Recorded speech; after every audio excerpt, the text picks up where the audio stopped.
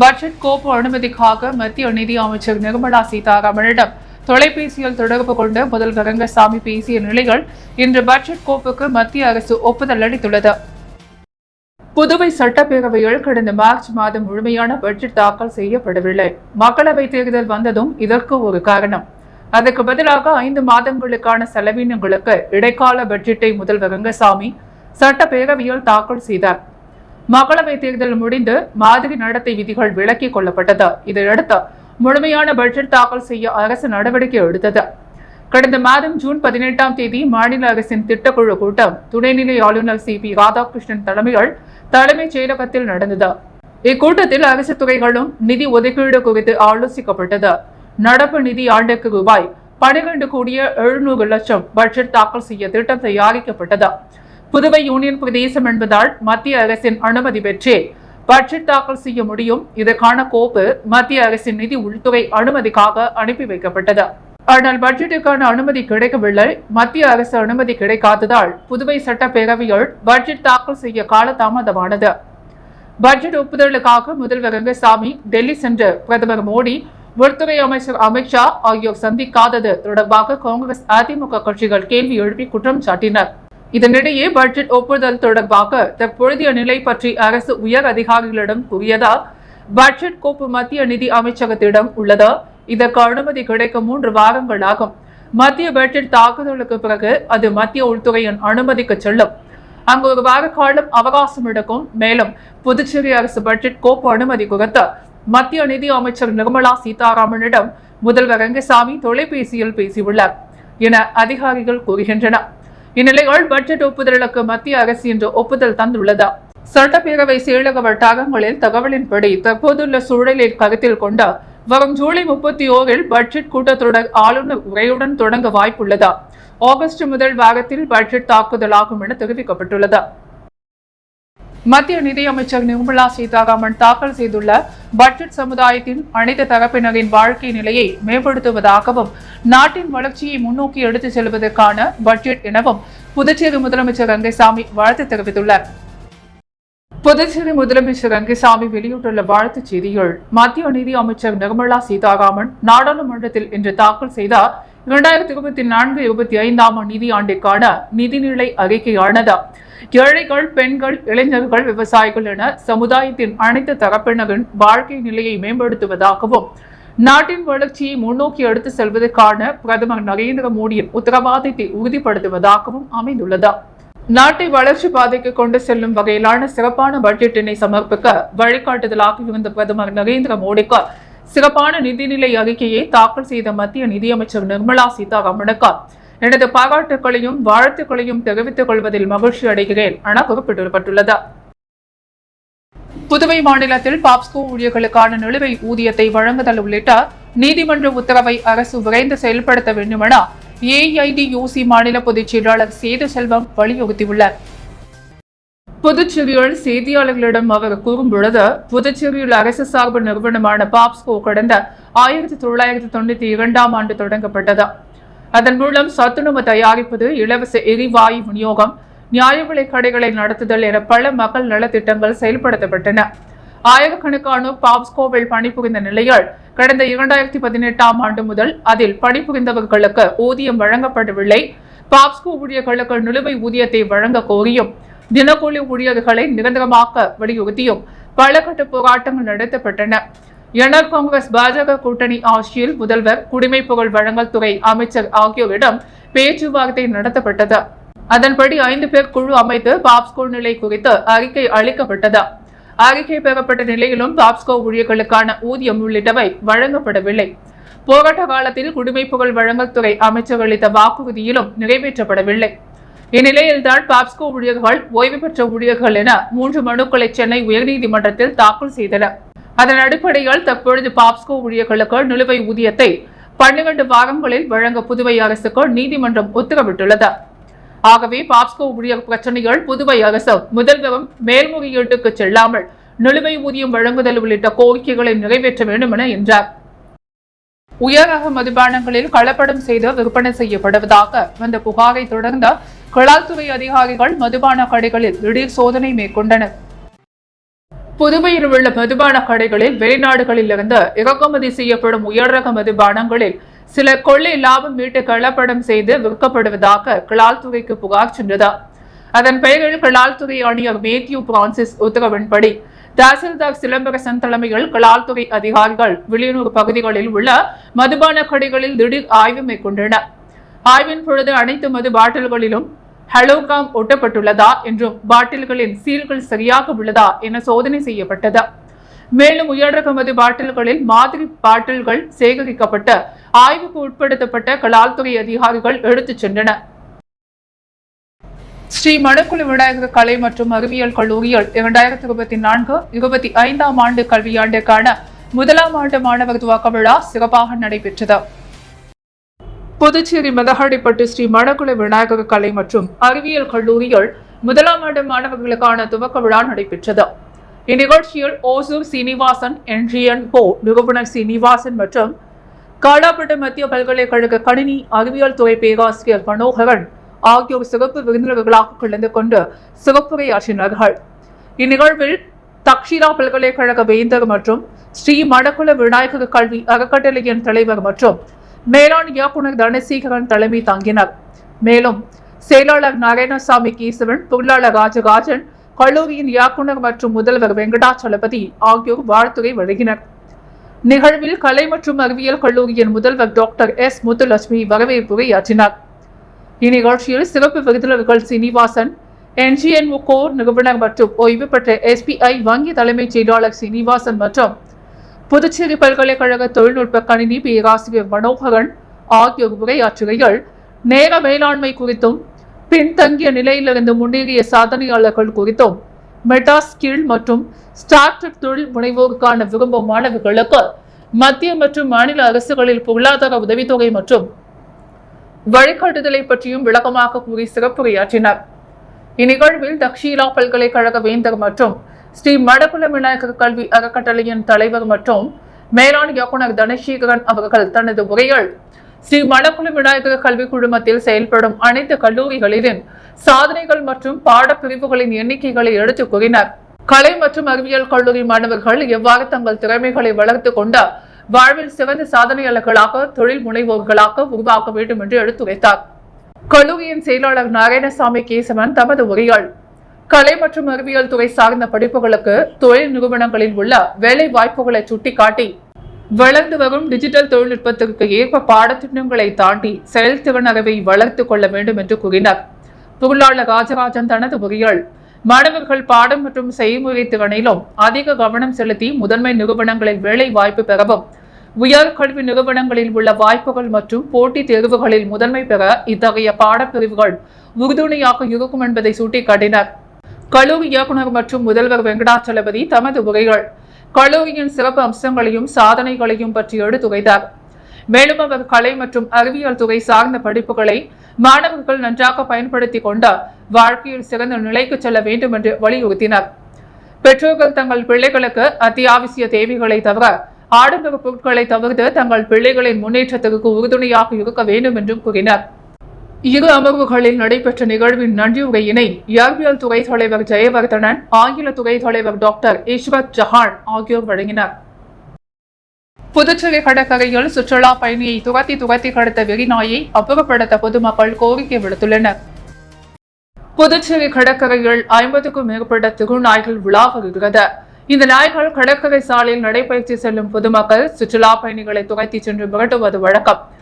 இந்நிலையில் நேற்று காலை கடற்கரை வந்து சுற்றுலா பயணி ஒருவரை அப்பகுதியில் சுற்றித் திரிந்த திருநாய் ஒன்று விரட்டி கடித்து குதறியது. அருகில் இருந்த பொதுமக்கள் நாயை விரட்டிவிட்டு காயம்பட்ட சுற்றுலா பயணியை அரசு மருத்துவமனைக்கு அனுப்பி வைத்தனர். கடற்கரையில் வெறுப்பிடித்து கடிக்கும் திருநாயை பிடித்து அப்புறப்படுத்த பொதுமக்கள் சுற்றுலா பயணிகள் கோரிக்கை விடுத்துள்ளனர். புதுச்சேரி அங்கன்வாடி ஊழியர்கள் பல்வேறு கோரிக்கைகளை வலியுறுத்தி வருகின்ற 25ஆம் தேதி சட்டப்பேரவையை முற்றுகையிடப் போவதாக அறிவித்துள்ளனர். புதுச்சேரி முல்லை நகரில் உள்ள அரசு ஊழியர் சம்மேளன அலுவலகத்தில் அங்கன்வாடி ஊழியர்கள் சங்க தலைவர் ராஜலட்சுமி செய்தியாளர்களை சந்தித்தார். அப்பொழுது பேசிய அவர், மாத இறுதி நாளில் ஊதியம் வழங்க வேண்டும், 7வது ஊதிய குழுவின் பரிந்துரைகளை அமல்படுத்த வேண்டும், நிலுவையில் உள்ள போனஸ் மற்றும் பஞ்சப்படி போன்றவற்றை காலத்தோடு வழங்க வேண்டும் என வலியுறுத்தி பல கட்ட போராட்டங்களை நடத்தி வருவதாக தெரிவித்த அவர், இந்த கோரிக்கையின் மீது அரசு இதுவரை எந்தவித நடவடிக்கையும் எடுக்கவில்லை. மேலும் அங்கன்வாடியில் பணிபுரியும் ஊழியர் மற்றும் உதவியாளர்களை பணி நிரந்தரம் செய்வது தொடர்பாகவும் கோரிக்கைகளை வைத்து வருவதாக தெரிவித்தார். ஆனால் அரசு எங்கள் கோரிக்கையின் மீது எந்தவித நடவடிக்கையும் எடுக்கவில்லை. இதனால் வருகின்ற 25ஆம் தேதி புதுச்சேரி சட்டப்பேரவையை முற்றுகையிடப் போவதாக அவர் தெரிவித்தார்.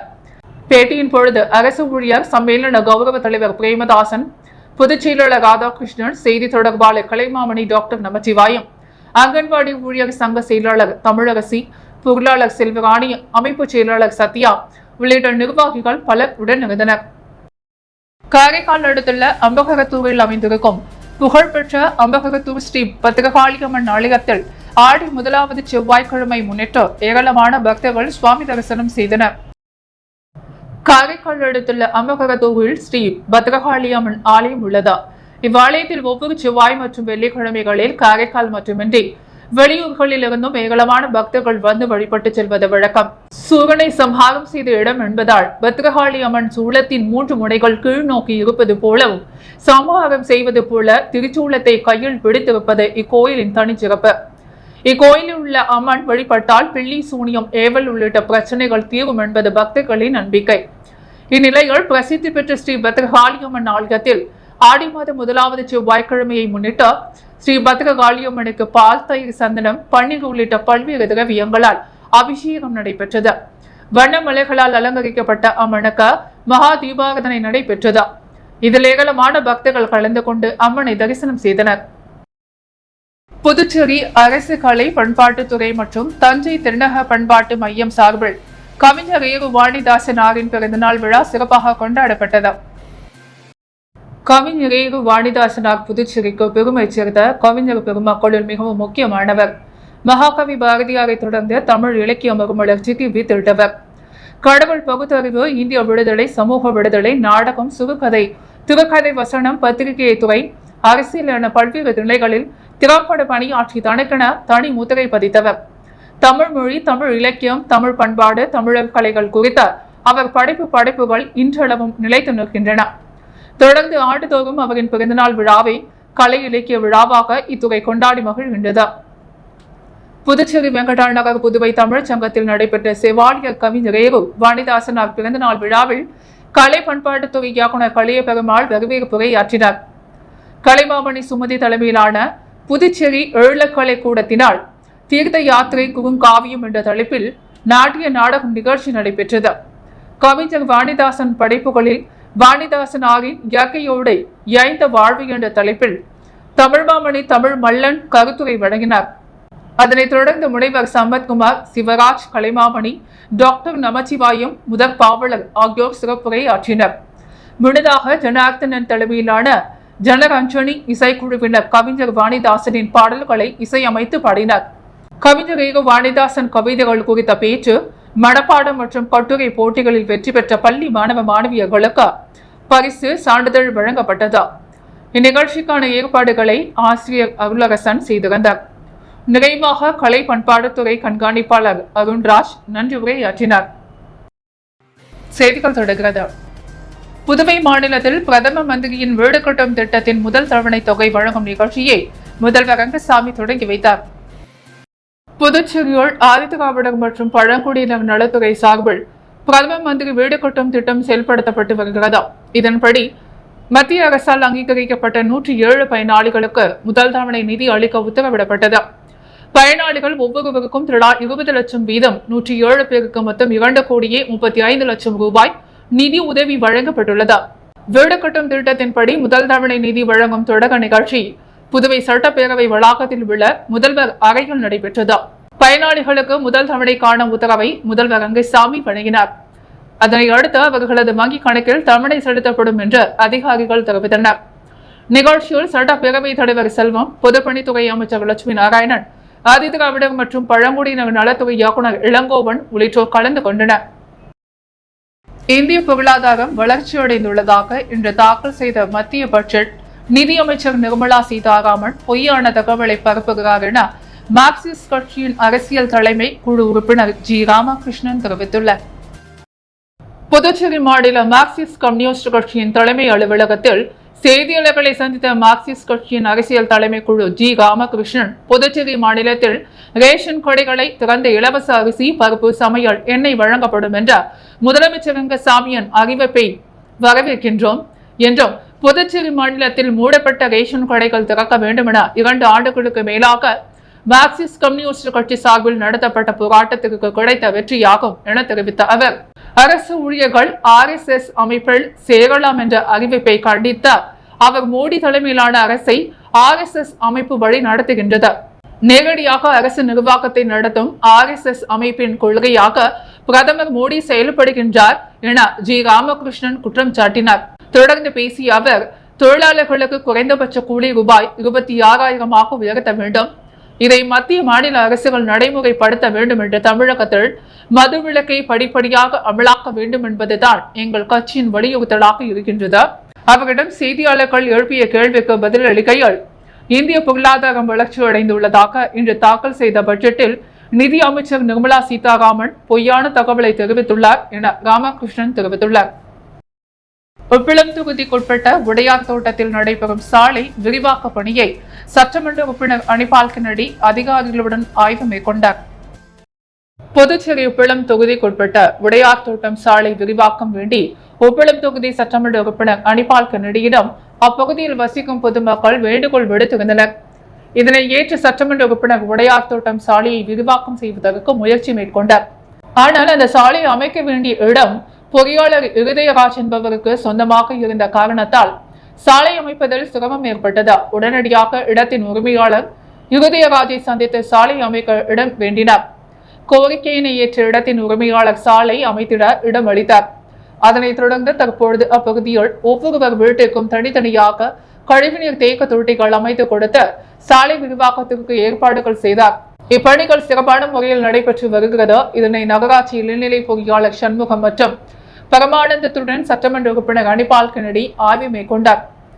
அப்பொழுது தொகுதி செயலாளர் சக்திவேல், அவைத்தலைவர் ஹரிகிருஷ்ணன், துணை செயலாளர் நிசார், மாநில மீனவர் அணி துணை அமைப்பாளர் விநாயக மூர்த்தி, கிளை செயலாளர்கள் காலப்பன், ராகேஷ், கழக சகோதரர்கள் பக்தவச்சலம், சதீஷ், மொரிஸ் ஆகியோர் உடனிருந்தார்கள். ஓரவில் அருகே குயிலை கல்வி கூடத்தில் நடைபெற்ற மாபெரும் விழாவில் கலந்து கொண்ட மாணவர்களுக்கு பரிசுகள் வழங்கப்பட்டது.